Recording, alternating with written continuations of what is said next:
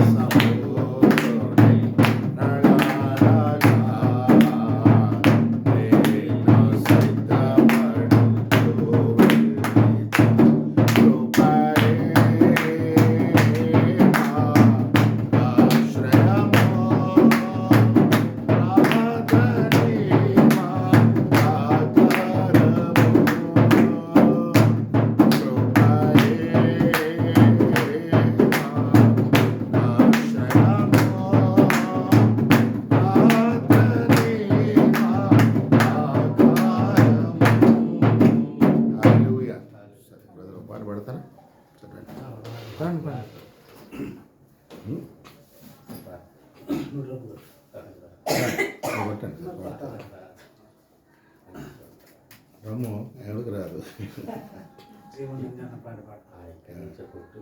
పాడండి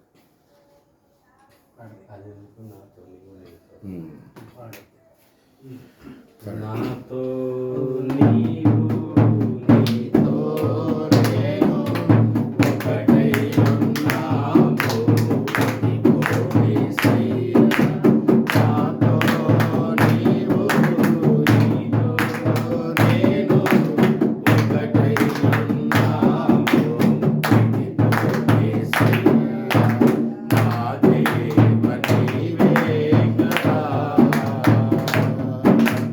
నా దేవ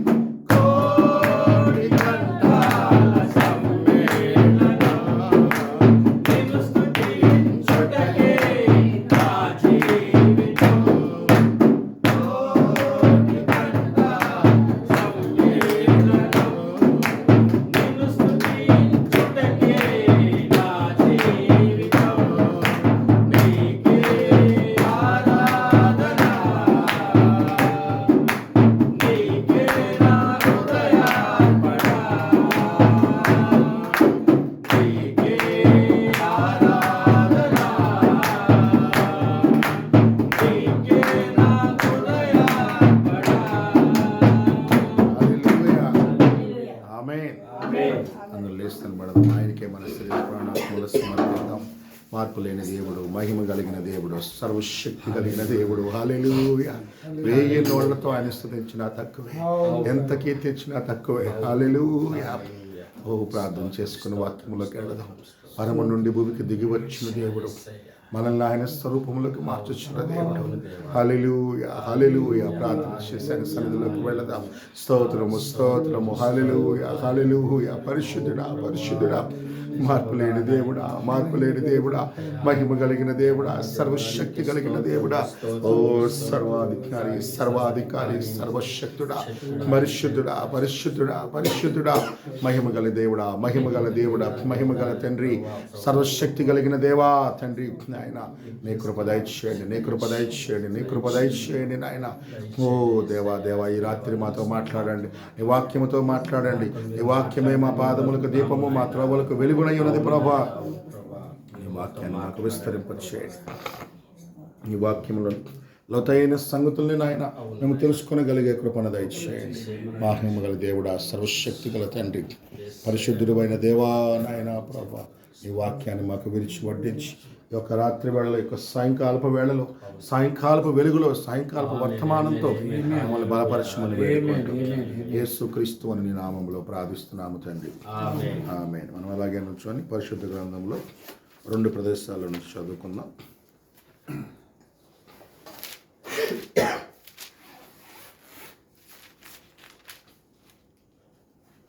పరమగీతాలు 8వ అధ్యాయం 1వ వచనం. పరమగీతాలు 8వ అధ్యాయం 1వ వచనం నుంచి 6వ వచనం వరకు అందరం కలిసి చదువుదాం. 8వ అధ్యాయం 1వ వచనం నుంచి అందరం కలిసి చదువుదాం. తీసారా? పరమగీతాలు 567 పేజీ నెంబర్ చూపించి పాప అంటే. పరమగీతాలు 8వ అధ్యాయం, పరమగీతాలు 8వ అధ్యాయం 1వ వచనం నుంచి చదువుదాం.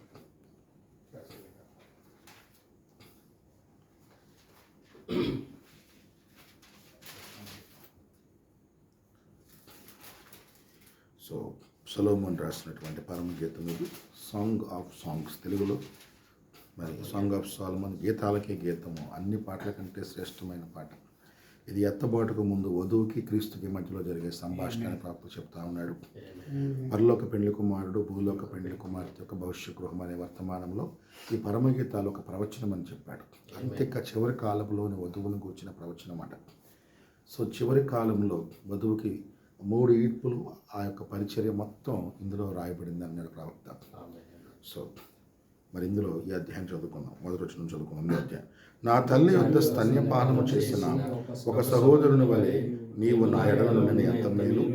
అప్పుడు నేను బయట నీకు ఎదురై ముద్దులెడుదును, ఎవరినూ నన్ను నిందింపరు. నేను నీకు మార్గదర్శనవుదును, నా తల్లి ఎంట చర్చించును. నీవు నా ఉపదేశము చెప్పుదువు, సంభార సమ్మిళిత ద్రాక్షారసమును, నా దాడిమ రస ఫలమును నేను నీకెత్తును. ఆమేన్. అలాగే ప్రకటన గ్రంథం 5వ అధ్యాయం, ప్రకటన గ్రంథం 5వ అధ్యాయం,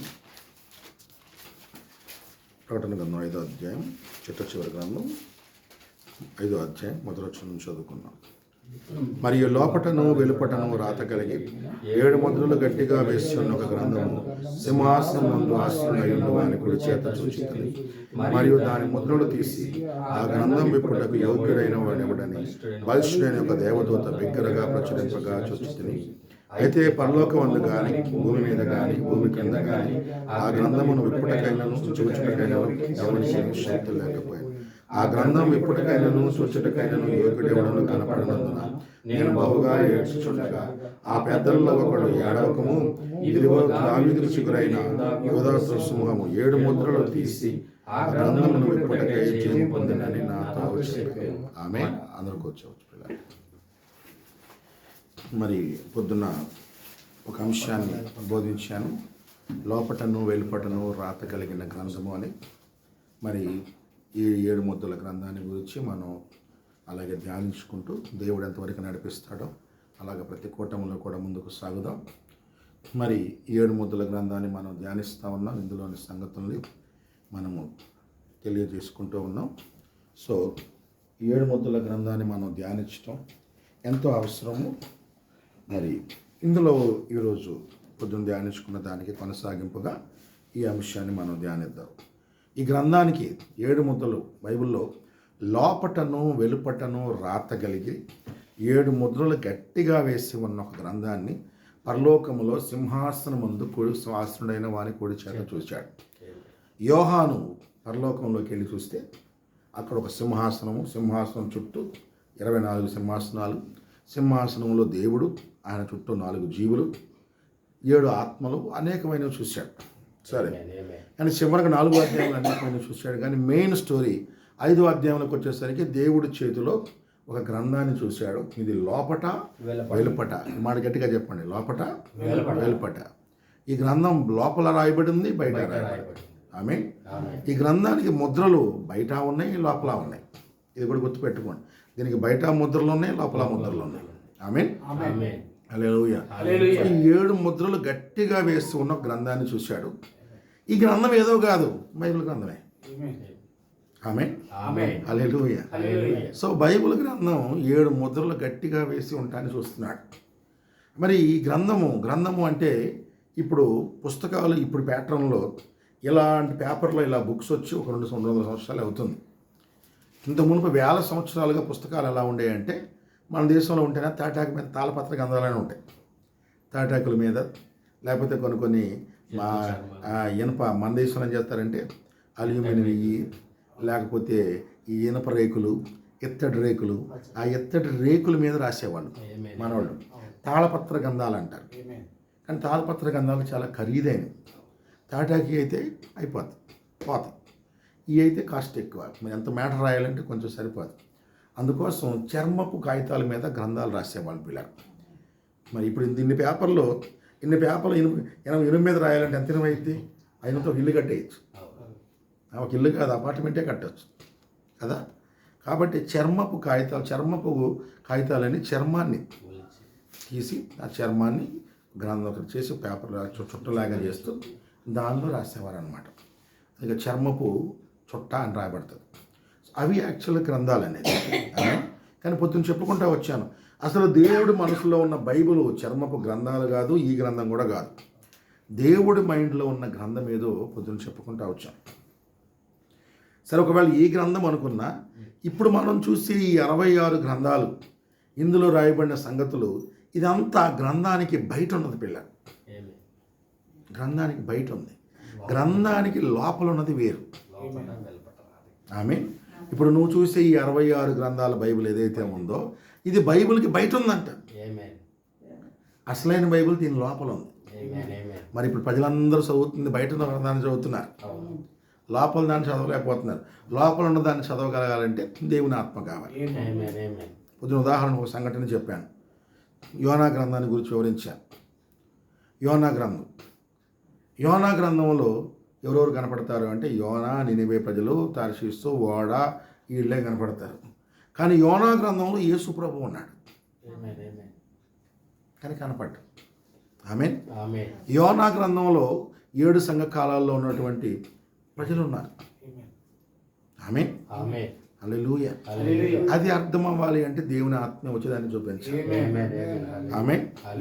బయట గ్రంథం ఒకటి ఉంది, లోపల గ్రంథం ఒకటి ఉంది. ఆమేన్. సో అసలు దేవుడి మైండ్లో అసలు ఈ బైబిల్ ఎక్కడి నుంచి వచ్చింది అంటే, మనిషి ఆలోచన నుంచి వచ్చింది కాదు, మనుషులు రాసింది కాదు, మనుషులు కావించుకొని రాసింది కాదు. అందుకని మీరు భూమి మీద ఉన్న అన్ని గ్రంథాలు చూస్తే, అన్ని గ్రంథాలు ఎక్కడో ఒకదానికి పొసగక తప్పులు కనపడతాయి. ఎందుకు తప్పులు కనపడతాయి? మనుషులు చేసుకున్న దేవుడు అందరూ కూడా ఎక్కడో చోట తప్పు చేస్తారు. ఎందుకు తప్పు చేశాడంటే, ఒక కుక్కిర రోగం వచ్చిన వాడికి పెయింట్ పంపించామనుకో, ఆడు వేసే పెయింట్లో ఆడికి వైబ్రేషన్ ఉంటే అన్ని వైబ్రేషన్లే కనపడతాయి. అవునా? పాపి రాసిన గ్రంథాల్లో పాపమే కనపడుతుంది, దేవుళ్ళు కూడా పాపం చేసినట్టే కనపడుతుంది. ఇది పరిశుద్ధుడు రాసిన గ్రంథం కనుక అందుకే గ్రంథానికి పరిశుద్ధ గ్రంథం అని రాయబడింది. ఇందులో తప్పులు కనిపించవు, లోపాలు కనిపించవు, మిస్టేక్స్ కనిపించవు. ఇది పర్ఫెక్షన్. ఎంత చదువుతుంటే అంత లోతుగా పర్ఫెక్ట్గా కనిపిస్తుంది.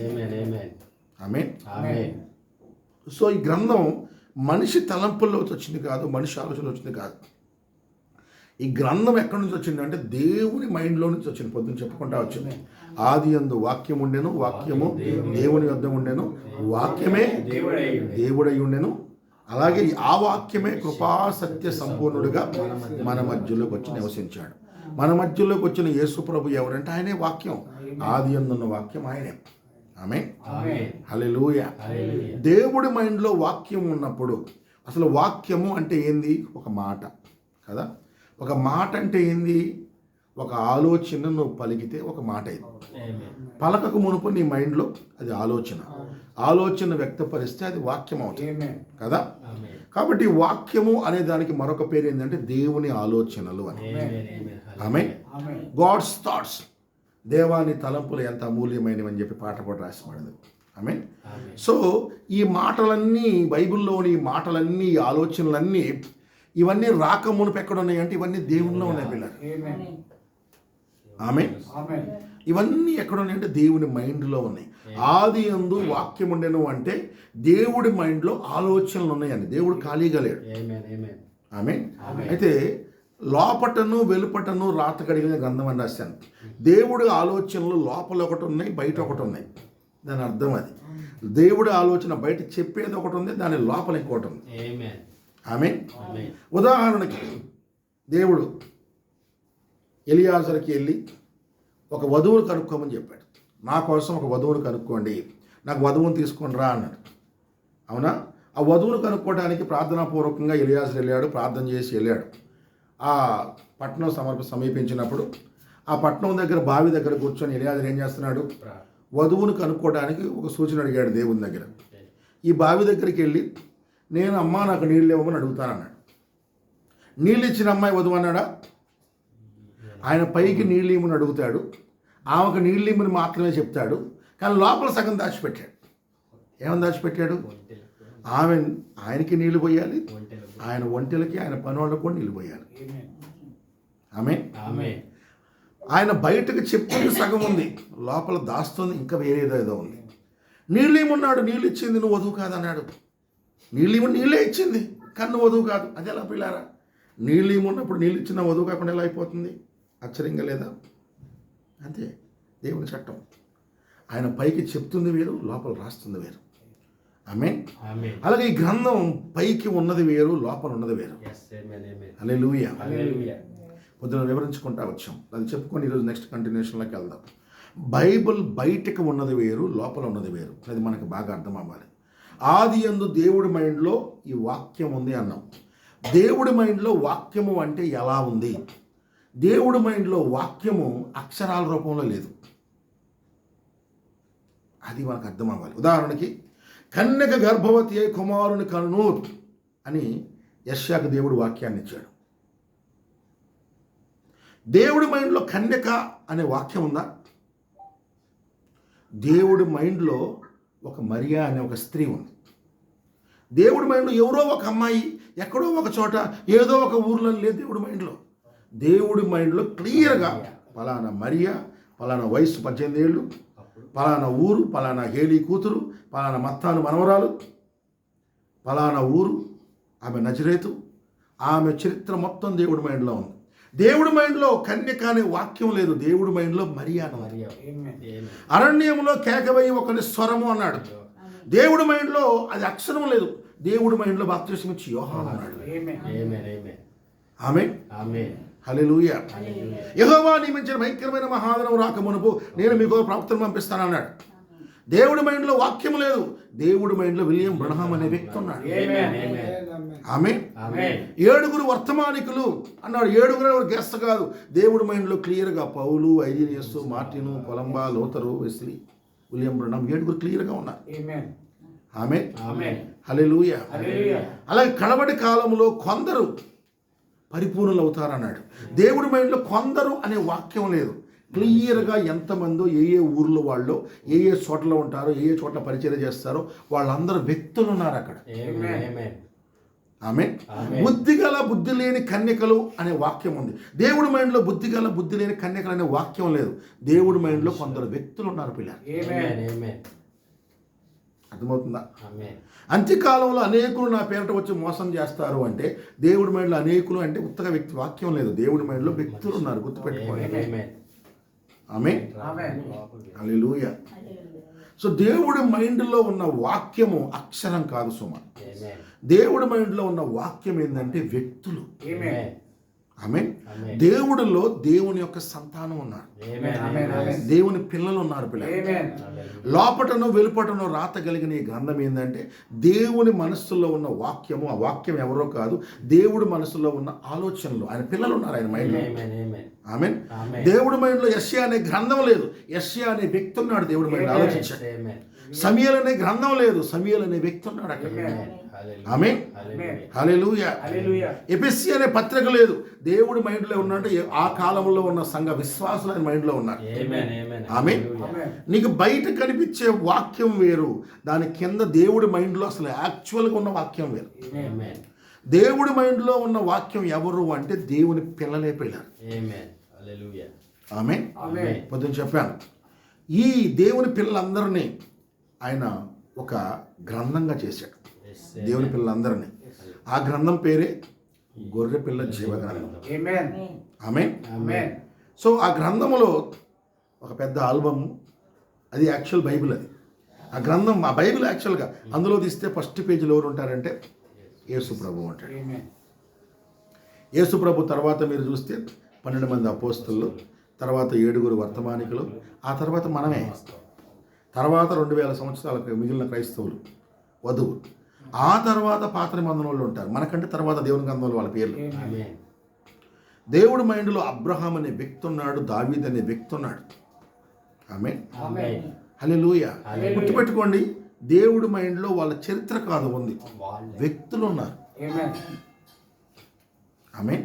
Amen. హల్లెలూయా. హల్లెలూయా. వాళ్ళ స్థానాలు, వాళ్ళకున్న స్థితి, దేవుని రాజ్యంలో వాళ్ళ స్థానంతో సహా అవి రాయబడి ఉన్నాయి.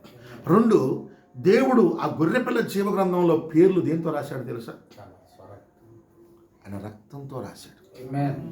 ఆమేన్. Amen. ఆయన రక్తంతో రాశాడు. రక్తంతో పేతురు అని రాశాడు. ఆయన పేరు ఇంకోటి కూడా ఉంది, పేతురుకి ఇంకొక పేరు ఉందంట. ఆ పేరు కూడా గ్రంథంలో రాస్తుంది. సీమోను కాదు, సీమోని పేతురుగా మార్చాడు. పేతురుని మళ్ళీ మార్చబోతున్నాడు ఆయన. జయించిన వాడు కొత్త పేరు ఇస్తానన్నాడు. 1000 పాలనలో పేతురు అసలు పేరుని తెలిసింది మనకు. ఆ పేరు ఆ గ్రంథంలో మాత్రమే ఉంది. ఆ గ్రంథంలో నా పేరు సందీప్ అని కూడా ఉండదు, ఇంకేదో ఉంటుంది పిల్ల. ఆమేన్. అప్పుడు మీ పేర్లు కూడా వేరే ఉంటాయి, అక్కడ ఏ పేర్లు ఉంటాయో ఆ పేర్లు ఇక్కడ ఎవరికి తెలియవు. ఆ గ్రంథంలో ఉంటే 1000 పాలన ఎప్పుడే తెలుస్తుంది. 1000 పాలనలో 1000 పాలన అయిపోయినాకైతే నిత్యత్వం నవల సింహాసనం తీర్పు దగ్గరకు వచ్చేసరికి దేవుడు కూడా పేరు మార్చుకుంటాడు పిల్ల. దేవుడు కూడా పేరు మారుద్ది. సో ఇవన్నీ ఆ గ్రంథంలోనే ఉన్నాయి. అది యాక్చువల్గా లోపటి గ్రంథం, ఇది బయట గ్రంథం. ఇప్పుడు అర్థమవుతుందా? దేవుడి మైండ్లో గ్రంథంలో యెషయా ఫోటో ఉంది, ఈ గ్రంథంలో యెషయా గ్రంథం ఉంది. దేవుడి మైండ్లో ఎఫెసీ ప్రజలు ఉన్నారు, ఇక్కడ పత్రికలు ఉన్నాయి. దేవుడి మైండ్లో 7 సంఘకాల ప్రజలు ఉన్నారు, ఇక్కడ 7 సంఘాల లెటర్ ఉంది. ఆమేన్. ఆ వ్యక్తులందరి చిత్రాలు ఉన్నాయి. ఆ చిత్రాల్లో ఎవరు ముసలోళ్ళు లేదు పిల్లలు, కానీ ఈ గ్రంథంలో ముసలోళ్ళు కనపడతారు. ముసలివాడైపోయి కళ్ళు కనపడకున్నటువంటి ఇస్సాకు కనపడతాడు ఈ గ్రంథంలో, కానీ ఆ గ్రంథంలో ముసలివాడైన ఇస్సాకు కనపడే సమానం. ఈ 2 గ్రంథాల చరిత్ర అర్థమైతేనే మనకి 7 ముద్రలోని మెయిన్ సారం అర్థమైతే పిల్లలు. ఆ గ్రంథంలో ఉన్న వాళ్ళలో ఎవరు అవిటి వాళ్ళు లేరు పిల్లలు. ఆమేన్. అవిటి వాళ్ళు ఎవరూ లేరు, అసలు ఎటువంటి అవిటి వాళ్ళు లేరు అక్కడ. ఆమేన్. ఆ గ్రంథంలో ఉన్న భర్తలోమయ్యి పరిపూర్ణ ఆరోగ్యం కలిగిన వాడు, కానీ ఈ గ్రంథంలో ఉన్న భర్తలోమయ్యి మీరు చూస్తే గుడ్డివాడుగా ఉంటాడు. దావీదు కుమారుడా, దావీదు కుమారుడు కేకలేస్తాడు.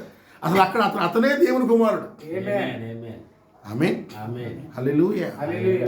ఆ గ్రంథంలో ఉన్నవాళ్ళు, ఆ గ్రంథంలో ఫర్ యువర్ కైండ్ ఇన్ఫర్మేషన్ పుట్టోళ్ళు కూడా లేనంట పిల్లలు. బైబిల్ చెప్తుంది ఆ గ్రంథంలో అంటే హైట్లో తేడా ఉంటాయి కానీ పుట్టోళ్ళు అంటూ ఉండరు, మరుగుజ్జు వాళ్ళు ఉండరు, ఎప్పుడైతే అవయవాలు కలిగిన వాళ్ళు ఎవరు లేరు, పర్ఫెక్ట్. ఆమేన్. ఆ గ్రంథంలో ఉన్న వాళ్ళందరూ పర్ఫెక్ట్గానే ఉంటారు. హల్లెలూయా. ఆమేన్. సో వాళ్ళకి ఏ అవయవాల లోపం లేదు, ఎటువంటి బలహీనతలు లేవు, పర్ఫెక్షన్లో అందరూ కనిపిస్తుంది. ఇది ఆ గ్రంథంలో ఉన్న చరిత్ర. ఇప్పుడు ఈ గ్రంథం వచ్చినప్పుడు ఏం చేశాడంటే, ఇప్పుడు ఈ గ్రంథంలో పౌలు జీవితాన్ని పౌలు పుట్టక మునుపు రాయాలి, దాన్ని మరుగు చేసి రాశాడు. పేతురు జీవితాన్ని రాయాలి. యెషయా పత్రికలో పేతురు జీవితాన్ని రాశాడు. ప్రయాసపడి గాలివాన చేత ఆదరణ లేక కొట్టబడుచున్నదానా, నిన్ను నేను కడతాను. నీ యొక్క పునాదులు నేను పలానా అపోస్తులతో ఏపిస్తాను. వాళ్ళు ఎవరు రాయిలా, పలానా వాళ్ళు వచ్చి అన్ని జనుల సంఘానికి పునాదులు వేస్తారు.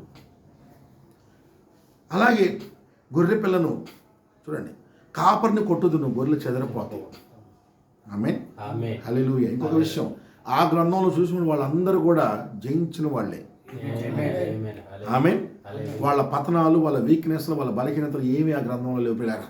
అబ్రహాం అబద్ధం ఆడింది లేదు అందులో, లేకపోతే మోషే పిరికోళ్ళే పారిపోయింది లేదు. ఆ గ్రంథంలో ఉన్న మోషే ధైర్యవంతుడు. ఈ గ్రంథంలో మనకు చూస్తే ఫస్ట్లో పిరికోడు కనపడతాడు. ఆ గ్రంథంలో అబ్రహాము అబద్ధం ఆడలేని అబ్రహాము, ఈ గ్రంథంలో అబ్రహాము అబద్ధం ఆడే గ్రంథం. అర్థమవుతుందా? బయట గ్రంథం ఒకటి ఉంది, లోపల గ్రంథం ఒకటి ఉంది. ఆమేన్. అలాగే నీ చరిత్ర కూడా రెండు ఉన్నాయి. ఆమేన్, హల్లెలూయా. ఇప్పుడు నువ్వు చూసేది ప్రవక్త దీన్ని మరొకలా వివరిస్తూ, ఇది రెండు గ్రంథాలు. ఒకటి మనం రాసినవన్నీ రికార్డ్ అయ్యే గ్రంథం ఉంటుందంట పరలోకంలో. ఆమేన్. జీవ గ్రంథం ఒకటి ఉంటుంది. జీవ గ్రంథంలో ఉన్న వాళ్ళకి ఏ శిక్ష లేదు. అసలు నీతీకరణ అంటే లూథర్ చెప్పింది ఏంటంటే, లూథర్ చెప్పిన నీతీకరణ ఏంటంటే, నువ్వు వెళతా ఒకటి కారులో ఒకటి ఉద్దేశం, ఆ ఇంట్లో వాళ్ళు మాకు నష్టం వచ్చింది అని అంటున్నారు. ఆ తర్వాత నువ్వు వెళ్ళి సరేలే మీకు నష్టం వచ్చింది, ధనవంతుడు కాబట్టి నువ్వు కొంచెం ధనవంతులు అనుకుందాం, ఒక 10 లక్షలు ఇచ్చి ఆ కేసును క్లోజ్ చేశాం. లూథర్ చెప్పే నీతీకరణ ఇది. కానీ ఈ కాలం ప్రవక్త చెప్పే నీతీకరణది కాదు. అసలు నువ్వు యాక్సిడెంటే చేయలేదు, నువ్వు యాక్సిడెంటే చేయలేదు, కానీ నువ్వు యాక్సిడెంట్ చేసావు. ఎందుకంటే కారణం, కారులో నువ్వు కూర్చున్నావు, కానీ నీ లోపల ఇంకొకడు కూర్చొని వాడు యాక్సిడెంట్ చేయించాడు. నీ లోపల మరొక ఆత్మ ఉండి ఆ ఆత్మ వాడిని యాక్సిడెంట్ చేయించింది, నువ్వు కాదు. అర్థమవుతుందా? అసలు నువ్వు చేయలా, నీకు తెలియదు, నీ లోపల ఒకడుండి చేపించాడు. ఆడు పోయిన తర్వాత అప్పుడు నువ్వు సుఖంలోకి వస్తున్నావు. అందుకనే ముద్రలు విప్పినప్పుడు, నువ్వు పాపాన్ని ఒప్పుకున్నప్పుడు, తీర్పు రోజు ఆ పాపం అంతా అసలే నేరగాడిన సాతాను మీద వేయబడుతుందని చెప్తాను. ఆమేన్, హల్లెలూయా. సో ఇది ఈ గ్రంథంలో అద్భుతమైన విషయం. అయితే ఇక్కడ పరమగీతాలు 8వ అధ్యాయంలోకి వద్దాం. ఇది చాలా ఆశ్చర్యం కలిగించే సంగతి. పరమగీతాలు ఇక్కడ, నా తల్లి వద్ద స్తన్యపానము చేసిన ఒక సహోదరుని వలె నీవు నా ఎడల ఉండిన ఎంత మేలు. అసలు ఇదేం ఆలోచన పిల్లారా? అసలు ఇది ఎటువంటి తలంపు, ఎటువంటి ఆలోచన, ఎటువంటి కోరిక? ఇది ఒక భార్యాభర్త, ఒక ప్రియుడు ప్రియురాలు అనుకునే మాటలాగా ఉన్నాయి. అసలు మన ఇద్దరం ఒకే తల్లి కడుపుడితే ఎంత బాగుంటుందని ఏ భార్యని భర్తతో అడిగిద్దా? ఇద్దరం ఒకే తల్లి కడుపును పుడితే ఏమండి, మనం సొంత బావ మరదలు అయితే బాగుండని అనుకుంటారు మహా ఉంటే. లేకపోతే మనం ఒకే ఊరు అయితే బాగుండు అనుకుంటారు. లేకపోతే వాళ్ళు వేరే వేరే భాషల భార్య భర్తలు అయితే ఇద్దరు ఒకే భాష అయితే బాగుండేదండి. మీ బంధువులు వస్తే వాళ్ళకి మన భాష అర్థం కాదు, మన బంధువులు వస్తే మీ భాష అర్థం కాదు. ముంబైలో చాలామంది వేరే వేరే భాషలు చేసుకున్న వాళ్ళు ఒకసారి అనుకుంటారు, నా తుమ్కు మేరీ భాష అత్తాయి, నా ముజే మీ తేరే భాష అత్తాయి అని. అంటే నీకు నా భాష రాదు, నీకు నా భాష రాదు, మీ అమ్మోళ్ళు నాన్నలు వస్తే అప్పుడు రట్టు చూపించాను భాష. సో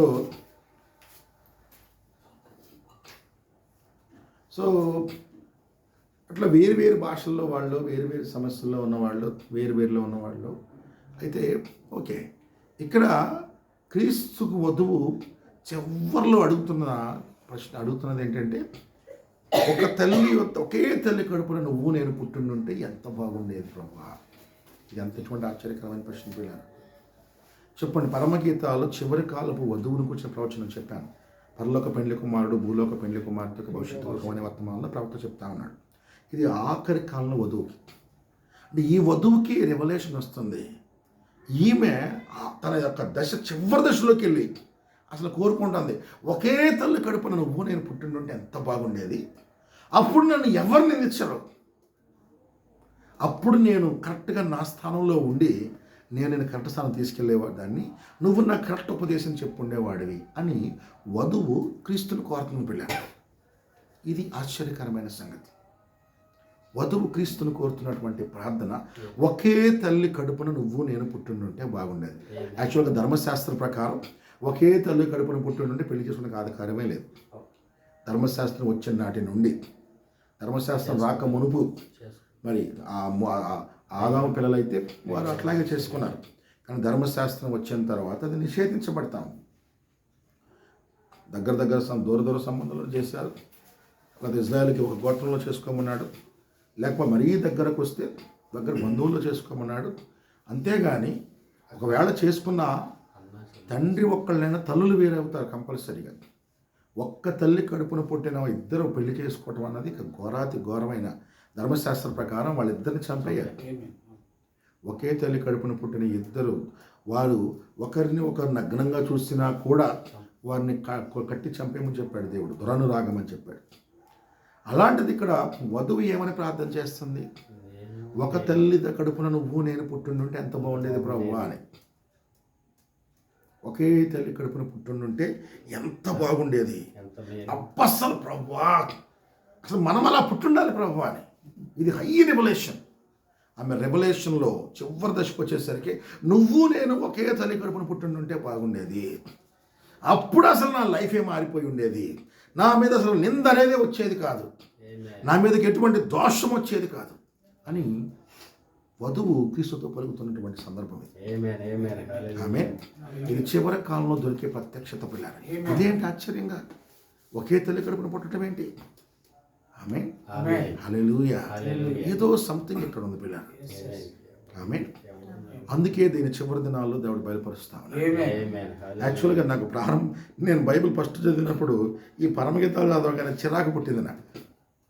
బైబిల్ కూడా రాశాడేంటి ప్రియురాలా, నీ నాభి మండలం ఎలా ఉంది, లేకపోతే నీ యొక్క రొమ్ములు ఎలా ఉన్నాయి, లేకపోతే నీ జుట్టు ఎలా ఉంది, అసలు వివరిస్తుంటే ఇలా లవర్ బాయా లేకపోతే నీ దేవుడా ఏంది ఎలా వివరిస్తున్నాడు అనుకున్నట్టుగా ఫీల్ అయ్యాను.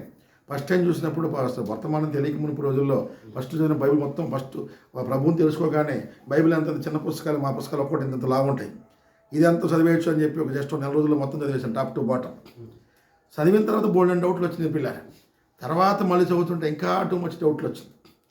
వర్తమానం దేవుడు కృప ద్వారా మనల్ని ఆయన వర్తమానం తీసుకొని రావటం వల్ల చాలా విషయాలు అర్థమైంది. కానీ అంతకుముందు బైబిల్ చదివినప్పుడు బోల్డ్ పిచ్చిగా అనిపించింది పిల్లలు.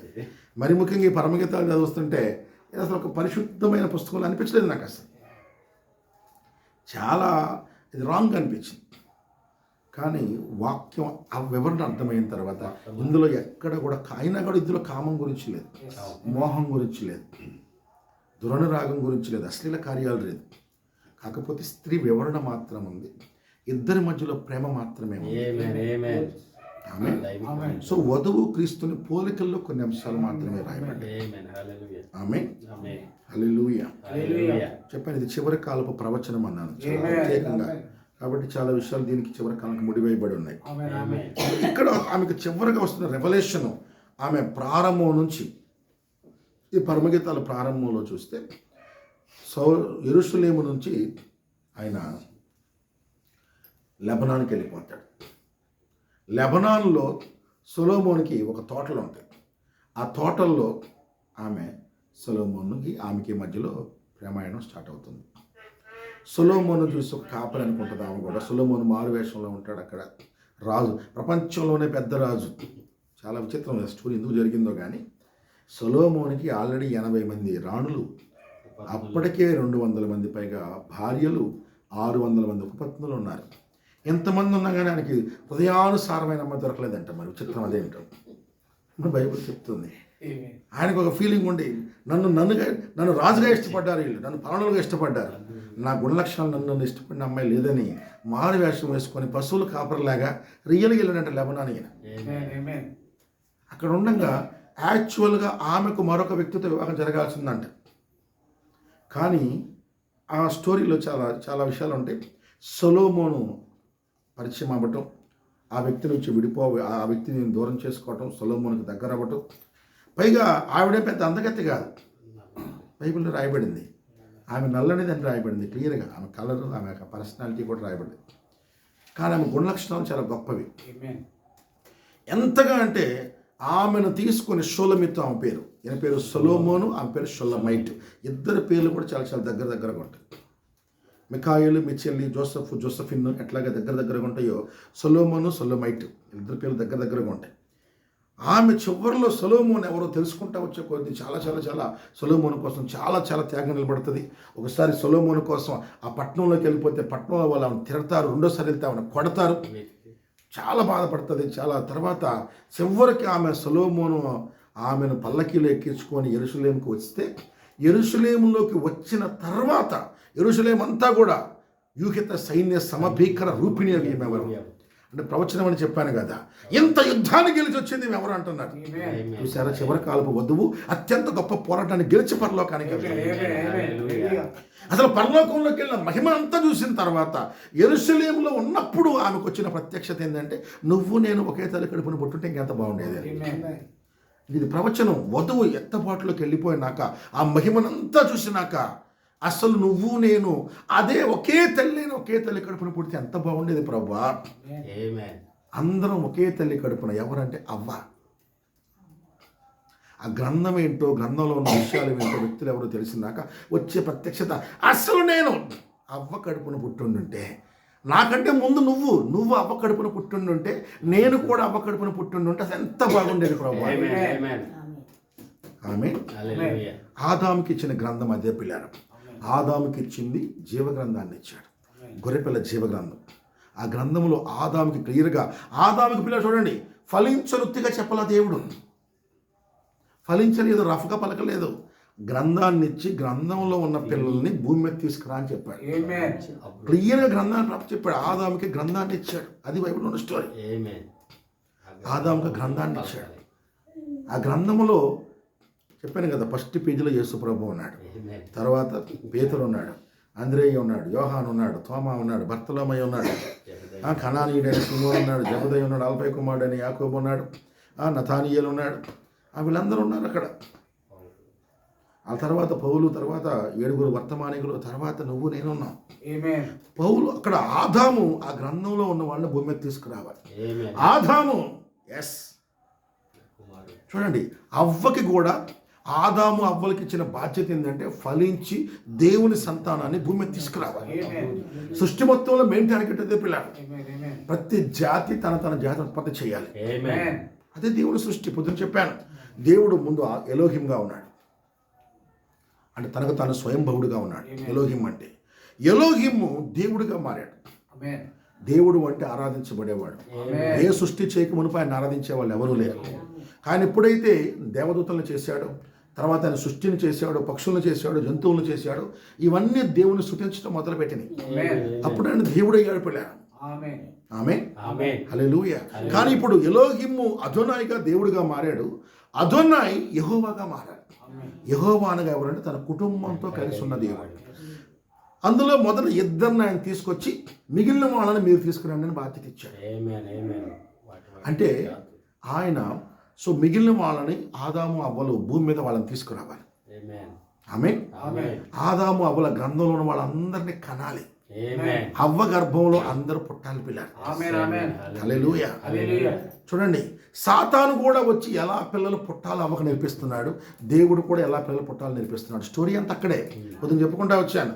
ఈరోజు మొత్తం స్టోరీ, దేవుడు కూడా ఎలా పరలోకానికి చేరాలో చెప్తున్నాడు, సాతాను కూడా ఎలా పరలోకానికి చేరాలో చెప్తున్నాడు. సంఘం పెరగాలంటే ఏం చేయాలి? గద్దించకూడదు, గట్టిగా మాట్లాడకూడదు, ఆభరణాలు తీసేయండి, పండుగలు మానేయండి ఇలా చెప్పకూడదు. అప్పుడు ఎక్కువ మంది వస్తారు. ప్రోగ్రాంలు ఏర్పాటు చేయాలి, బర్త్డే విషెస్ చెప్పాలి, ఎవరికైనా ఫంక్షన్ వస్తే చాలా కేకులు పంపించాలి, అలా ప్రోగ్రాంలు ఎంకరేజ్ చేయాలి, అలా గాయపరచకూడదు. అప్పుడు ఎక్కువ సంఘం అయింది, అప్పుడు ఎక్కువ మంది రక్షించబడతారు. సాతాను చెప్పే సువార్త. దేవుడు ఏంటి లేదు, మారు మనసు పొంది పాపక్షమాపణ నిమిత్తం ప్రతి వాడు యేసుక్రీస్తు బాప్తిస్మం పొందితే తప్ప పరిశుద్ధాత్మను పొందలేదు, పరలోకానికి రాలేదు. వాళ్ళు చెప్తుంది సువార్తే, ఇది కూడా సువార్తే. సాతాను కూడా దేవుడి వేషం వేసుకునే వచ్చాడు, దేవుడు కూడా దేవుడిగానే వచ్చాడు. అదే కదా పిల్లలు, సంతానోత్పత్తి, ఆనందం ఎలా ఉందో దేవుడు చెప్తున్నాడు, సాతాను చెప్తున్నాడు. మోక్షం ఎలా ఉందో దేవుడు చెప్తున్నాడు, సాతాను చెప్తున్నాడు. విమోచన మోక్షం అంటే సంస్కృతం వాడు, తెలుగులో బైబిల్లో దాని విమోచన, రిడెంప్షన్. ఆమె ఆమేన్. అన్నీ అవే. సో ఇక్కడ దేవుడు గ్రంథాన్ని ఇచ్చి గ్రంథంలో వాళ్ళని ఎలా తీసుకురావాలో ఆదాముకి చెప్పాడు. సాతాను వచ్చి వాళ్ళు ఎలా పుట్టాలో చెప్తున్నాడు. పుట్టే ప్లేస్ కరెక్టే, ఇద్దరు పుడుతుంది ఒకే చోట. దేవుడు చెప్పిన అవగర్భంలో నుంచే, సాతాను చెప్పిన అవగర్భంలో నుంచే చెప్తున్నాడు. ఆమేన్. అని దేవుడు పలుకబడిన వాక్యం ద్వారా పుట్టాలని చెప్తున్నాడు. సాతానేమో నీ శరీర శక్తి సామర్థ్యాలతో పుట్టాలని చెప్తున్నాడు. వాక్యాన్ని బైపాస్ చేసి చెప్తున్నాడు. ఇక్కడ అంటుంది ఆదాము గనక మనం ఎత్తబడిన తర్వాత వచ్చే రెవల్యూషన్, మనం గనక అలా పుట్టిండుంటే ఒకే తల్లి కడుపున వధువు అంటుంది, ఇద్దరం ఒకే తల్లి కడుపున పుడితే ఎంత బాగుండేది. ఆదాము పాపం చేయకుండా దేవుడు కోరిన రీతిలో గనక పిల్లలు పుట్టించుంటే అవ్వ కడుపులో నాకు కుమారుడు కలుగును గాక అని కాదు, క్లియర్గా ఇదిగో యేసుక్రీస్తు నీ కడుపులో పుట్టును గాక అనగానే కన్నిక అయిన అవ్వ తన గర్భంలో దేవుని శక్తి ద్వారా లోపల ఒక కుమారుడిని కని ఆ కుమారుడు భూమి మీదకి వచ్చేవాడు. ఆయన అక్కడి నుంచి పెరిగి పెద్దవాడు అయ్యేవాడు. ఆమేన్. మరియ గర్భంలో వస్తే ఏ యేసుక్రీస్తు, అవ్వ గర్భంలో కూడా అదే యేసుక్రీస్తు వచ్చేవాడు. మరియ గర్భంలో వచ్చిన యేసుక్రీస్తు సృష్టిని పలికితే ఆగిపోయింది. అవ్వ గర్భంలో నుంచి వచ్చిన యేసుక్రీస్తు వచ్చినా కూడా సృష్టి ఆగిపోయి ఉండేది. ఆమె నీళ్ళని దాక్షాస్తంగా చేయగలిగి ఉండేవాడు, ప్రకృతిని కంట్రోల్ చేయగలిగేవాడు, అన్ని చేయగలిగేవాడు. అదే యేసుక్రీస్తు, ఎందుకంటే నేను పాపం లేకుండా పుట్టాడు. ఆమేన్. ఆ తర్వాత పేతురు వచ్చిన గాక అనగానే అవ్వ గర్భంలో మళ్ళీ పరిశుద్ధాత్మ లోపలికి వెళ్ళి మళ్ళీ పేతుని కని తీసుకొచ్చేది పిల్ల. ఆమేన్. హల్లెలూయా. ఆమేన్. అలా మనం పుట్టిండుంటే ఎంత బాగుండేది. అలా మోషే పుట్టిండుంటే అవ్వ గర్భంలో మోషే కలుగును గాక అంటే అవ్వ గర్భంలో నుంచి మోషే వచ్చి యవనస్తుడిగా మారిపోయి ఉంటే ఆమేన్. మోషే పిరికివాడిగా రాడు, భయం అంటే ఏందో తెలియదు, ఆయనకి పాపం అంటే ఏందో తెలియని వాడిగా వచ్చి ఉండేవాడు. హల్లెలూయా. ఆమేన్. అవ్వ గర్భంలో నుంచి పౌలు వచ్చిండుంటే అంత కూడా అయ్యి ఉండేవాడుగా. ఆమేన్. అవ్వ గర్భంలో నుంచి దావీదు వచ్చిండుంటే అసలు వ్యభిచారపు తలంపులే ఉండేవి కాదు. ఆమేన్. హల్లెలూయా. ఆమేన్. బ్రదర్ బ్రానమ్ అంటాడు, నేను ఎల్లా బ్రహ్మాము కాకుండా నేను అవ్వకు పుట్టిండుంటే నేను ఇంకెంత బాగుండేవాడిని. అర్థమవుతుందా?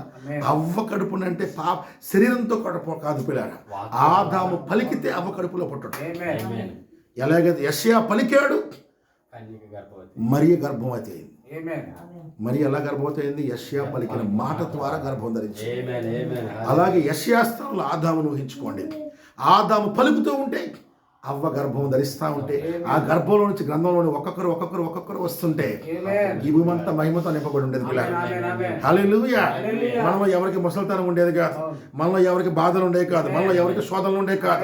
హల్లెలూయా. పరలోకములో ఉన్న దేవుడి సంతానం మొత్తం భూమి మీద ఉండండి. ఆమేన్. భూమి మీద ఒక మర్డర్ కానీ, ఒక రేపు కానీ, ఒక అత్యాచారాలు కానీ, లేకపోతే ఒక పాపం కానీ, మోసం కానీ, స్మగ్లింగ్ కానీ ఏమీ ఉండేది కాదు పిల్లలు. ఒక హాస్పిటల్ ఉండేది కాదు, ఒక కోర్టు ఉండేది కాదు, ఒక రక్తం చెందడం అనేది ఉండేది కాదు. ఆమేన్. హల్లెలూయా. యేసు ప్రభు అప్పుడే ఒక నూతన యెరూషలేము అనే పట్టణాన్ని కట్టేసి పలుకబడిన మాటతోనే కట్టేసేవాడు. కన్స్ట్రక్షన్కి ప్లానింగ్ అవసరం లేదు, లేకపోతే బేల్దారి మేస్త్రులు అవసరం లేదు. మనం కష్టపడుతున్నాం బేల్దారి మేస్త్రుల కోసం ఇప్పుడు. మరి బేల్దారి మేస్త్రులు అవసరం లేదు, మరి రాడ్ బెండింగ్ వాళ్ళు అవసరం లేదు, పెయింటర్లు అవసరం లేదు, ఎవరు అవసరం లేదు. పలుకబడిన మాటతో చాలు నీ మైండ్లోనే కోరికలు వస్తాయి, డిజైన్లు వస్తాయి, తలంపులు వస్తుంటాయి. అదిగో ఇక్కడ ఇదిగో మంచి గోడ ఇక్కడ కట్టుబడి కాకంటే గోడ కట్టే పడుతుంది. గోడ 1,44,000 మీటర్లు ఎత్తుండి కాకుండా తుండిపోతుంది పిల్లలు. ఆమేన్. ఈ పట్టణం యొక్క మెయిన్ గేటు పలానా ముత్యంతో ఎలా డిజైన్ తయారవును కాకుండా తయారవుతుంది. ఇప్పుడు యేసుప్రభు పరలోకంలో కడుతున్నాడు నూతన యెరూషలేము పట్టణాన్ని. ఆమేన్. 1562 కిలోమీటర్ల పొడవు, 1562 కిలోమీటర్ల వెడల్పు. అంటే కాశ్మీర్ నుంచి కన్యాకుమారి వరకు ఎంత ఉందో అంత. 1562 కిలోమీటర్ కాదు, మైళ్ళు. 1562 మైల్స్ లెంత్, 1562 మైల్స్ వెడల్పు, అంత టౌన్. ఆమేన్. హల్లెలూయా. అట్లుండే వాళ్ళం మనమంతా నూతన యెరూషలేము అనే పట్టణంలో ఉండే వాళ్ళం. దేవుడు మనతో ఉండుండేవాడు. మనకు ఒక బాధ, అక్కడికి వెళ్ళిపోయినాక ప్రభు అసలు నేను అలా పుట్టిండుంటే అసలు పాపం చేసి ఉండేవాడిని కాదు కదా. దావీదు కనుక గ్రహింపులోకి వస్తే, అందుకని అసలు నా తల్లి నన్ను పాపంలోనే కందే, నేను అలా పుట్టకుండా ఉంటే ప్రభు అసలు నాలో ఈ పాపపు కోరికలు ఎందుకు వచ్చినాయి ప్రభు, నేను నీలాగుంటే బాగుండేది కదా నాయన. ఎందుకంటే యేసు ప్రభు పాపం లేకుండా పుట్టాడు.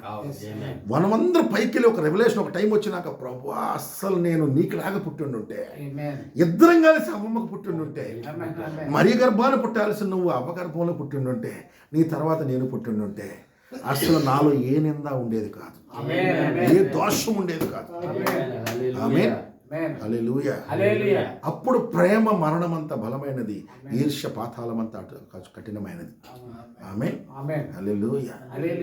తర్వాత అక్కడ అంటాడు, ఆ దశలో గనక వచ్చిండుంటే, set me as a seal upon thine heart, నా హృదయం మీద నీ ముద్ర ఉంచేవాడు. వధువుకు వచ్చే గ్రహింపు. ఆమేన్. గ్రంథమును దేవుడు ముద్రించాడు అన్నాను, అవునా? బయట ముద్రించాడు, లోపల ముద్రించాడు. ఆమేన్. బయట ముద్రలు ఇక్కడ రాయబడ్డాయి, లోపటి ముద్ర పరిశుద్ధాత్మనే ముద్ర. లోపల ఉంది ఎవరంటే అక్షరం కాదు, లోపల ఉంది వ్యక్తులు ఉన్నారు. వ్యక్తులను ఎలా ముద్రిస్తున్నాడు? పరిశుద్ధాత్మతో ముద్రిస్తున్నాడు. Set me as a seal, నా హృదయాన్ని ముద్రించు, నా హృదయాన్ని ముద్రించుండేవాడు నువ్వు. హల్లెలూయా. క్రీస్తు ఎలా ఉన్నాడు? ఆయనలో పాపమే లేదు, అవునా? ఎంత పాపం ఉన్నా ఆయన పాపం లేకుండా పెరిగాడు. హల్లెలూయా. పూర్తి అభిషేకంతో ఉన్నాడు ఆయన, పూర్తి సంతోషంతో ఉన్నాడు ఆయన, పూర్తి ఆనందంతో ఉన్నాడు ఆయన. హల్లెలూయా. ఎత్తబడినాక ప్రతి క్రైస్తవుడు వచ్చేది అసలు, ప్రభువా అసలు నేను అసలు పాపమే చేయకుండా ఉంటే ఎంత బాగుండేది. ఆ గ్రహింపులో కారణం, నువ్వు ఎందుకు పాపం చేస్తున్నావు? నువ్వు పాపిగా పుట్టావు కనుక. అసలు చివరికి ఎత్తబడినాక, ఎప్పుడైతే ముద్రలు ఇప్పబడుతున్నాయో, పుట్టుకలోని రహస్యం అర్థమవుతుందో, మనమందరం అలా పుట్టింటే ఎంత బాగుండేది అని మైండ్లోకి వస్తానంట. అందుకే ఇక్కడ వధువు అంటది, ఒకే తల్లి వద్ద నువ్వు నేను పుట్టింటే ఎంత బాగుండేది ప్రభువా. అప్పుడు యేసు ప్రభు స్వయాన నీకు ఒక తల్లి బిడ్డ సొంత అన్నయ్య ఉండేవాడు. ఆమేన్. ఇప్పుడు ఆయన మనకు జ్యేష్ఠ సహోదరుడు, విమోచకుడుగా జ్యేష్ఠ సహోదరుడు. కానీ ఆయన ఎక్కడో ఇజ్రాయెల్ దేశంలో పుట్టాడు, మనం ఇండియాలో పుట్టాం. మన ఇద్దరం కలిసి ఒకే తల్లి గర్భంలో పుట్టిండుంటే, ఒకే తల్లి గర్భంలో పుట్టిన అన్నదమ్ములు అయి ఉండేవాళ్ళు. హల్లెలూయా. ఆమేన్. మన రక్త సంబంధికులమే. ఆమేన్. పరిశుద్ధాత్మ ద్వారా. కానీ ఆయన రక్షకుడు అవ్వాలి గనక మన పాపను అనుమతించాడు. కానీ హృదయంలో వాంఛ ఉంటుంది, అలా గనక నేను వచ్చిండుంటే అసలు నాలో నింద వచ్చేది కాదు కదా, నాలో దోషమే వచ్చేది కాదు కదా, నాలో ఈ పాపపు స్వభావమే వచ్చేది కాదు కదా. ఎందుకంటే తిరిగి జన్మించే ప్రతి క్రైస్తవుడికి పాపంతో పోరాటం ఉంటుంది పిల్లలు, పాపంతో పోరాటం ఉంటుంది. ఇది తనలో ఉండకూడదని ఒక తపన ఉంటుంది. పడిపోయినా కానీ ఓర్చుకోలేక దాన్ని పోరాడుతూనే ఉంటాడు. ఒకవేళ గుర్తొచ్చినప్పుడల్లా ఏడుస్తూ ఉంటాడు. ఒకవేళ పౌలు ఎంత బాధపడి ఉంటాడు. పౌలు పరిశుద్ధాత్మ ద్వారా తిరిగి జన్మించినా కూడా స్టెఫెన్ను చంపినటువంటి అపరాధ భావం ఆయన వదిలిపెట్టలేదు పిల్లలు. ఆఖరి వరకు ఫీల్ అవుతూనే ఉన్నాడు. సాధు సుందర్ సింగ్ దేవుడి కోసం అన్ని కష్టాలు పడి కూడా మళ్ళా తన స్కూల్లో ఒక మాస్టర్ని చంపుతున్నప్పుడు అక్కడ ఉన్నానని బాధపడతానే ఉన్నాడు. ఆమె ఈ చేతులతో చంపాను. ఎత్తబోటు అయిపోయినా కూడా లోపల అప్పుడప్పుడు ఆ గిల్టీ ఫీలింగ్ వస్తుంది. ఎందుకంటే మీరు చూస్తే పట్టణ గ్రంథం 21వ అధ్యాయంలో నూతన పట్టణంలోకి వెళ్తే 1000 ఏళ్ల పాటు దేవునితో గడిపి నిత్యత్వంలోకి వెళ్ళినా కూడా అక్కడ ఏడుతున్నారంట. ప్రభా అప్పుడు ఎంత బాధ పెట్టాను అంటే, ఊరుకోరా అయిపోయిందిగా, నేను చాలా తిట్టాను ప్రభా, అప్పుడు నేను తెలియదు ప్రభా, చాలా బాధపడి విగ్రహారాధనలో ఉన్నప్పుడు ఆ పిచ్చి దేవుడిని స్తోత్రం అని చెప్పి ఆజ్ఞ చేశాను, కానీ నేను ఆయన దేవుడు నిన్ను కాదనలేకపోయాను, నేను నీ దగ్గర రాలేకపోయాను ప్రభా అంటే. అయిపోయింది కదా, 1000 ఏళ్ళు అయిపోయినాయి అంటే ఇంకా మనకు అప్పుడప్పుడు గుర్తొచ్చి ఏడుపు వచ్చిందంట. అందుకే ఆయన 1000 ఏళ్ల పాలన తర్వాత కూడా వారి కళ్ళ ప్రతి బాష్ప బిందువు తుడిచివేయని రాయబడింది. ఆమేన్. అప్పుడు వచ్చే ఆలోచన, అస్సలు నేను ఇలా పుట్టుండకపోయి ఉంటే, నేను అలా పుట్టిండుంటే, నేను ఇద్దరం అవ్వగర్భంలో నుంచి వచ్చి ఉండుంటే అసలు ఈ ఎడబాటే ఉండేది కాదు, ఈ పాపం స్వభావమే నాలో ఉండేది కాదు. హల్లెలూయా. ఆమేన్. చూసారంత అద్భుతమైన విషయం పిల్లలు, ఎత్తబడే వధువుకు వచ్చే ప్రత్యక్షత.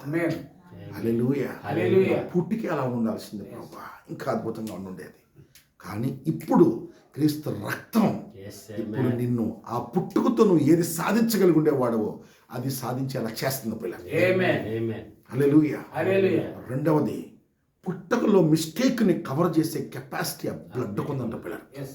అందుకని ముద్రలో ప్రభుత్వం అంటాడు, the power of the blood will be manifested in the seals.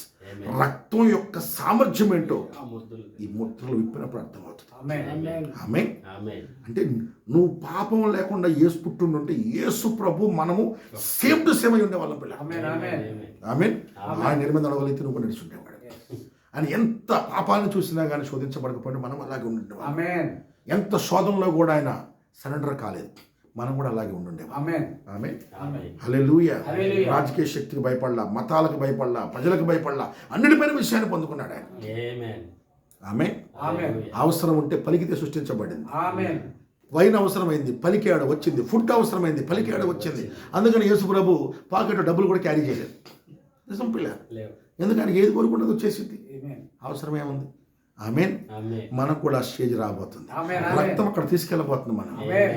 ఆమేన్. హల్లెలూయా. హల్లెలూయా. హల్లెలూయా. అర్థమవుతుందా? ఆమేన్. లోపట ఉన్న గ్రంథము వ్యక్తులు, బయట ఉన్న గ్రంథం అక్షరం. ఆమేన్. బయట ఉన్న గ్రంథాన్ని మర్మాలతో ముద్రించాడు, లోపల ఉన్న వ్యక్తుల్ని పరిశుద్ధాత్మతో ముద్రించాడు. ఆమేన్. ఆమేన్. ఆమేన్. అందుకే అంటాడు గ్రంథం ముద్రించబడింది, మీరు ముద్రించబడ్డారు. ఆమేన్. ఆమేన్. The book is sealed and you are sealed. ఆమేన్. బయట ఉన్న అక్షరం ముద్రించబడింది, లోపల ఉన్న వ్యక్తులు ముద్రించబడ్డారు. ఆమేన్. ఆమె ఆమేన్. హల్లెలూయా. హల్లెలూయా. ఒకే తల్లి కడుపున పుట్టుంటే ఎంత బాగుండేది. ఈ రెవల్యూషన్ వధువుకు చివరిలో వస్తుంది. ఆమె ఆమేన్. కాబట్టి గ్రంథాన్ని ఇంకా ధ్యానిద్దాం. ఈ ముద్రలు చాలా విలువైన అంశం పిల్లారా. ఆమేన్. హల్లెలూయా. హల్లెలూయా. ఆదాముకి ఇచ్చిన గ్రంథము ముద్రించబడలేదు. ఇక్కడ ఏంటంటే ఆదాముకి గ్రంథం ఇచ్చినప్పుడు అందులో ఉన్న వాళ్ళందరూ ఎవరో తెలుసు. ఆదాం పాపం చేసినప్పుడు అది ఆదాము నుంచి పోయింది. ఆదాము తర్వాత ఎన్నికలో ఉన్న వాళ్ళు ఎవరో రెండవ ఆదామైన యేసు ప్రభువుకు తప్ప ఇంకెవరికి తెలియదు. ఆమేన్. ఆయన ఒక్కడే ఆ గ్రంథాన్ని పట్టుకొని తెరిచి చూశాడు. ఆమేన్. కాబట్టి ఆయన ఒక్కడికే తెలుసు ఎవరు ఎన్నికలో ఉన్నవాళ్ళు. ఆమేన్. ఆయన తప్ప ఇంకెవరికి తెలియదు. yes yes ఎవరికి తెలియదు. ఏ సేవకుడికి కూడా తెలియదు. ఎంత పెద్ద ఈ కాలపు వర్తమానికుడికి కూడా ఎన్నుకున్న వాళ్ళు ఎవరో తెలియదు. బై ఫెయిత్ నమ్మటమే. ఎందుకంటే ఆదాము తర్వాత గ్రంథాన్ని పట్టుకోగల సామర్థ్యం ప్రభువైన యేసుక్రీస్తు ఒక్కడే Amen. ఉన్నాడు. ఆమేన్. హల్లెలూయా. ఆమె ఆమేన్. చాలా గొప్ప విషయం. ఆమె ఆమేన్. ఈ గ్రంథం కాదు, అసలైన గ్రంథం. ఆమె ఆమేన్. హల్లెలూయా. హల్లెలూయా. చాలా చాలా ప్రాముఖ్యమైన విషయాలు ఇంకా ధ్యానించండి, కలుగుతాయి, మీకు అర్థమవుతాయి. 7 ముద్రల గ్రంథాన్ని మనం ధ్యానిస్తున్నాం కొద్ది రోజుల పాటు. దీనిలో విషయాలు తెలుసుకుందాం. ఇంకా దేవుడు మనకి ఆ గ్రహింపునిచ్చిన గాక. హల్లెలూయా. హల్లెలూయా. ఆమేన్. ఆమేన్. చాలా అద్భుతంగా ఉంది. ఒకే తల్లి కడుపున పుట్టిన ఎంత బిడ్డల్లాగా మనం ఉంటే ఎంత బాగుండేది. ఆమేన్. హల్లెలూయా.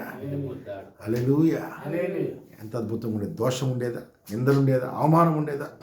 ఆమె ఆమేన్. లూసిఫర్ ఎక్కడ ఉండేవాడు అసలు? హిట్లర్ ఉండేవాడా, లేకపోతే ఆ 20 కోట్ల దురాత్మలు ఉండేవా? ఏమి ఉండే కాదు. హల్లెలూయా. హల్లెలూయా. ఆమేన్. ఆమేన్. ఎంత అద్భుతంగా ఉండేది పిల్లలు. అవును. హల్లెలూయా. హల్లెలూయా. కానీ అలా పుడితే ఎలా ఉండేదో దాన్ని క్రీస్తు రక్తం సాధించబోతుంది. అది ఆమేన్. గొప్ప విషయం. ఆమేన్. ఆమేన్. తప్పకుండా ఈ విషయాలు ప్రతి ఒక్కరికి దేవుడు గ్రహింపునిచ్చిన గాక. ఆమేన్. ఆమేన్. ఆమేన్. ఆమేన్. ఈ గ్రంథాన్ని ధ్యానించండి. ఎంత ఆశ్చర్యంగా ఉంది. వధువు అంటుంది ఒకే తల్లి దగ్గర స్తన్యము చేసిన బిడ్డ వలె, ఆయన సహోదరుని వలె నువ్వు ఉంటే ఎంత బాగుండేది ప్రభు. నాలో ఈ దోషం ఉండేది కాదు. ఎవరు నన్ను నిలిచేవాళ్లే కాదు, పలానా తప్పుందని నాలో వెలితి చూపగలిగేవారు కాదంటారు పిల్లలు. హల్లెలూయా. హల్లెలూయా. తప్పు లేకుండా నేను ఉండేవాడిని. ఆమేన్. హల్లెలూయా. హల్లెలూయా. ఎంత గొప్ప ప్రత్యక్షత. ప్రార్థన చేద్దాం. ఓహో, ఆ స్థానం ఎంత అద్భుతమైంది. అసలు మనము పాపము లేని శరీరంతో, పాపము లేని వాక్యముతో మనము కూడా క్రీస్తు వలె ఓహో మనం పుట్టుండుంటే ఎంత అద్భుతంగా ఉండుండేది. ఎంత అద్భుతంగా ఉండుండేది. హల్లెలూయా. అందుకని అక్కడ పుట్టిండుంటే అందరూ అన్నదమ్ములు అయి ఉంటాం పిల్లలు. ఒకవేళ నీ తల్లిదండ్రులు కూడా నీకు అన్నదమ్ములుగా ఉంటుండేవాళ్ళు అక్కడ.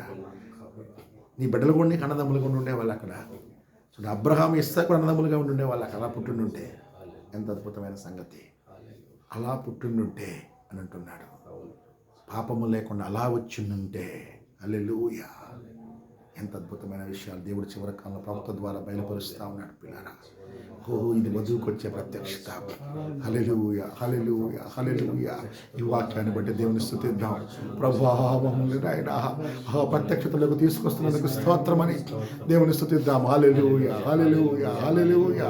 పరిశుద్ధుడా, పరిశుద్ధుడా, పరిశుద్ధుడా, పరిశుద్ధుడా, మహిమగల దేవుడా, మహిమగల తండ్రి, సర్వశక్తుడా, సర్వశక్తుడా, సర్వశక్తుడా, నీతిస్వరుడా, ప్రతి క్రైస్తవ క్రైస్తవంలోని ఆశ క్రీస్తులాగా ఉండాలని, నీ అంత దీనత్వం, నీ అంత ప్రేమ, నీ అంత తగ్గింపు, నీ అంత పరిశుద్ధత రావాలి ప్రతి క్రైస్తవుని హృదయంలో, ప్రతి నిజ క్రైస్తవుని హృదయంలో అంతరంగంలో రగిలే ఒక లోతైన వాంఛ కదా నాయనా.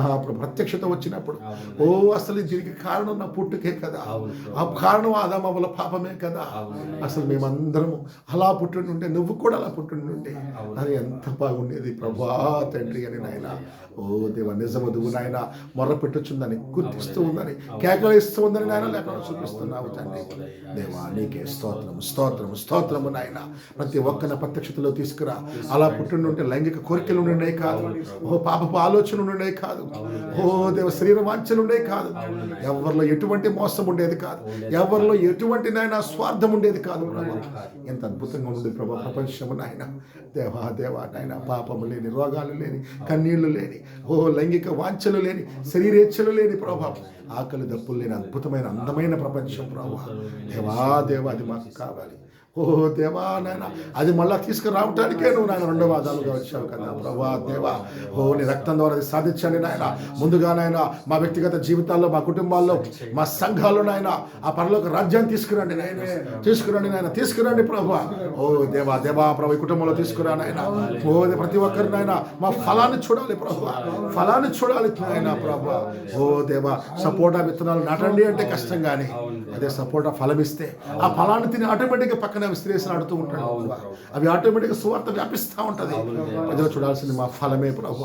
ఆ పరలోక రాజ్య ఫలము మా హృదయాల్లో ఫలించాలి ప్రభు, ఫలించాలి నాయన, ఫలించాలి ప్రభు, ఫలించాలి ప్రభు. దేవా నాయన ఎమోషన్ కాదు ప్రభు, నీ వాక్యం మాలో ఫలించాలి, నీ జీవమాలో ఫలించాలి, నీ ఆత్మమాలో ఫలించాలి ప్రభు. ఆత్మ ఫలం మాలో కనిపించాలి, కనిపించాలి నాయన. ఆదామును ఫలించమన్నావు ప్రభు.